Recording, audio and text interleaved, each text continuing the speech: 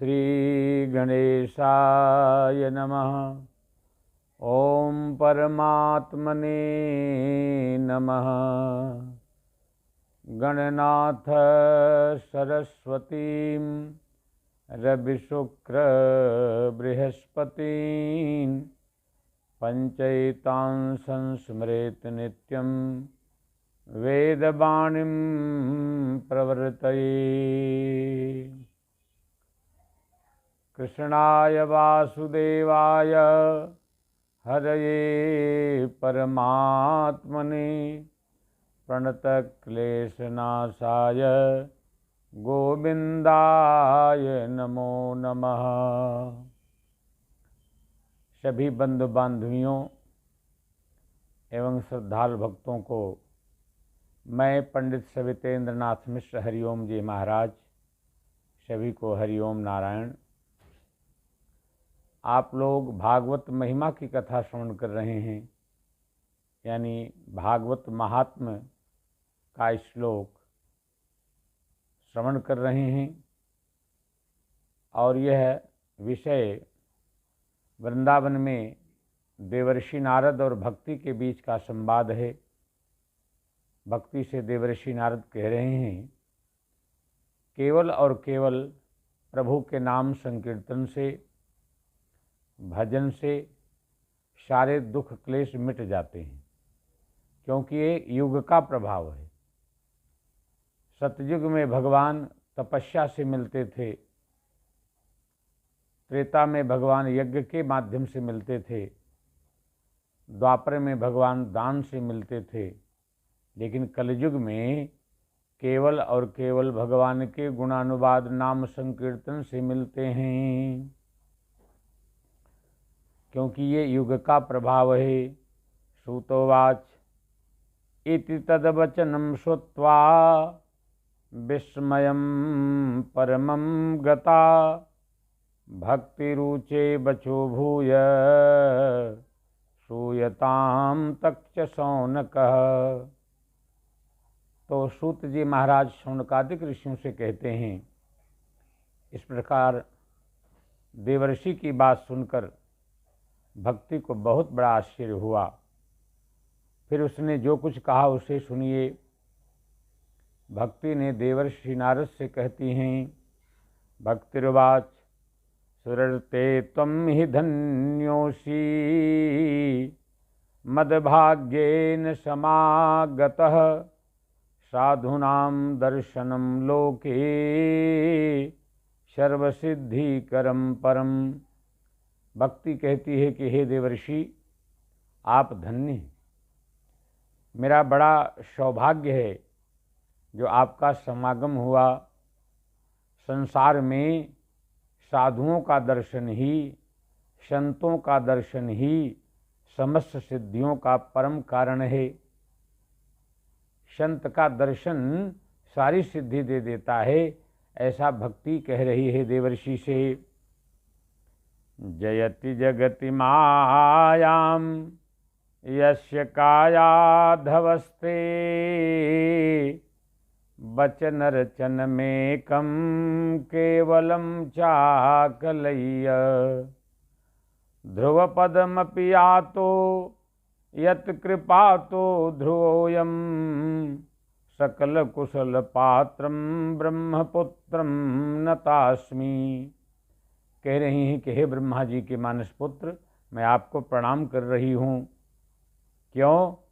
क्योंकि केवल एक बार का उपदेश धारण करके कयादु कुमार प्रहलाद ने माया पर विजय प्राप्त कर ली थी। केवल और केवल एक बार आपके उपदेश से आप ऐसे हैं। और ध्रुव महाराज ने आपकी कृपा से ही ध्रुवपद प्राप्त किया था। तो ध्रुव सगलानी जपे वो हरि नामो ध्रुव सगलानी जपे वो हरि नामो पाया अचल अनुपम ठाऊं, पायाऊं अचल अनुपम ठाऊं। ये इसका प्रमाण ये है कि केवल एक बार के मिलन से ध्रुव जी ध्रुवलोक को प्राप्त कर लिए थे। एक बार के उपदेश से प्रहलाद जी माया पर विजय प्राप्त कर लिए थे। तो आप सर्वमंगलमय और साक्षात श्री ब्रह्मा जी के पुत्र हैं, मैं आपको नमस्कार करती हूँ। नारदोवाच, फिर नारद जी कह रहे हैं कि वृथा खेदयसे बाली, अहो चिंता तुरा कथम, श्री कृष्ण चरणाम्भोजम स्मरम दुखम गमिष्यति। नारद जी कह रहे हैं कि हे बाले, तुम व्यर्थ ही अपने को क्यों खेद में डाल रही हो, यानी क्यों दुखी हो रही हो। अरे तुम इतनी चिंता तुर क्यों हो। भगवान श्री कृष्ण के चरण कमलों का चिंतन करो, उनकी कृपा से तुम्हारा सारा दुख दूर हो जाएगा।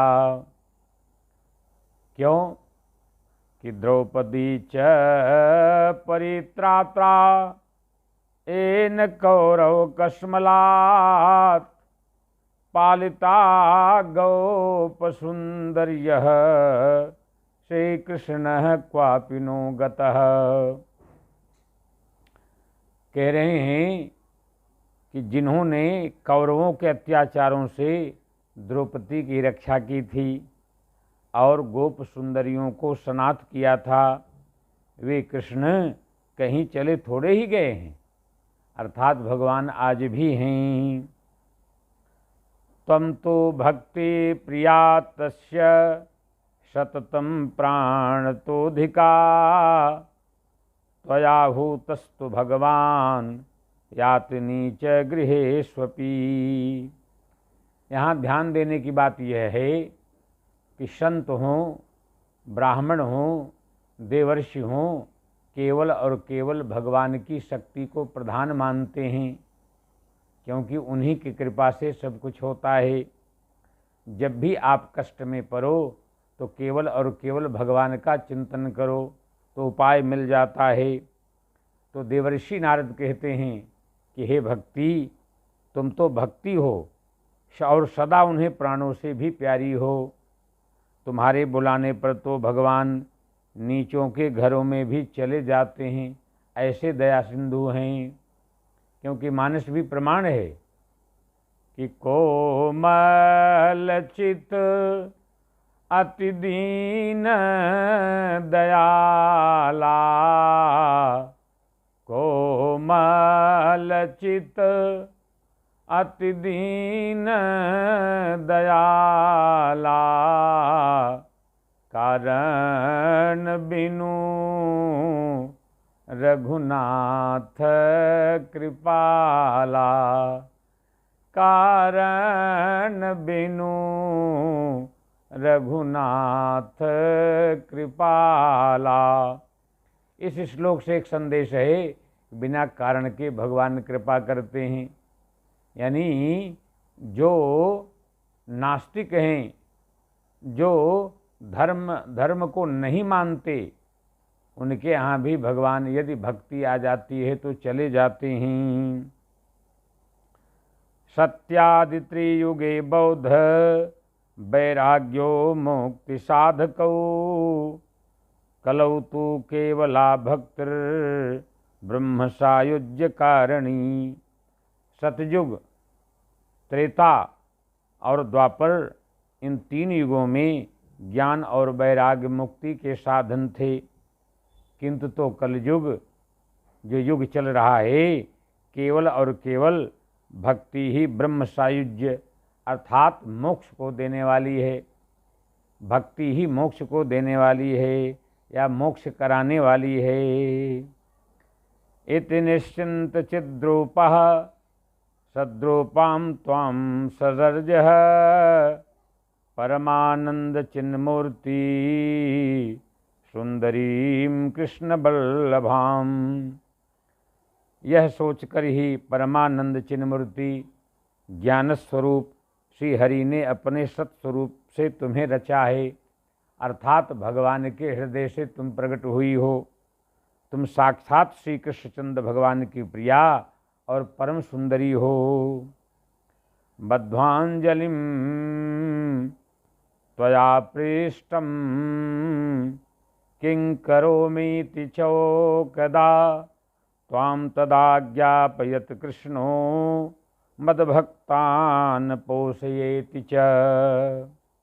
बड़ी सुंदर बात कह रहे हैं देवर्षि नारद भक्ति से कि तुमने भगवान की वह आज्ञा स्वीकार कर ली, इससे तुम पर श्री हरि बहुत प्रसन्न हुए, भगवान बहुत प्रसन्न हुए और तुम्हारी सेवा करने के लिए मुक्ति को तुम्हें दासी के रूप में दे दिया और इन ज्ञान वैराग्य को पुत्रों के रूप में दे दिया। पोषणं स्वेन रूपेण वैकुंठे त्वं करोसि च भूमौ भक्त विपोषाय छाया रूपम त्वया कृतम। देवर्षि नारद कहते हैं कि हे भक्ति महारानी, तुम साक्षात स्वरूप में से वैकुंठ धाम में ही भक्तों को पोषण करती हो। भूलोक में तो तुमने उनकी पुष्टि के लिए केवल छाया रूप धारण कर रखा है, अर्थात तुम श्रेष्ठ हो। भुक्तिम मुक्तिम ज्ञानम विरक्तिम च सहकृत्वा गता भुवि कृतादिद्वापरस्यान्तं महानंदेन संस्थिता। तब तुम मुक्ति ज्ञान और वैराग्य को साथ लिए पृथ्वी तल पर आई और सतयुग से द्वापर पर्यंत बड़े आनंद से रही, बड़े आनंद से रही। कलौ मुक्ति क्षयं प्राप्ता पाखंडामय पीड़िता तदा गया गता शीघ्रम वैकुंठम पुनरेव सा।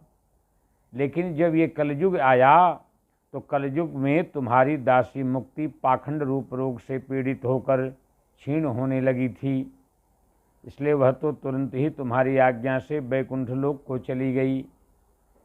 इसलिए स्मृता त्वयापि चात्रैव मुक्तिरायाति याति च पुत्रीकृत्य त्वयेमौ च पार्श्वे स्वस्यैव रक्षितौ। इस श्लोक में भी तुम्हारे स्मरण करने से ही वह आती जाती और फिर चली जाती है, किंतु इन ज्ञान वैराग्य को तुमने पुत्र मानकर अपने पास ही रख छोड़ा है। तो भक्तों, देवर्षि नारद भक्ति को समझा रहे हैं और मेरे माध्यम से आप महात्मा का श्लोक श्रवण करके अपना जीवन धन्य कर रहे हैं। अगर एक श्लोक भी आप मन से सुन रहे होंगे तो कान के माध्यम से हृदय देश में जाएंगे और आपके हृदय में जाकर यह श्लोक भगवान ऋषिकेश को और आनंद देंगे और आनंद देंगे। इसलिए आप लोग नित्य मेरे श्लोकों को, भागवत महात्म्य को श्रवण करते रहिए। जय जय श्री राधे।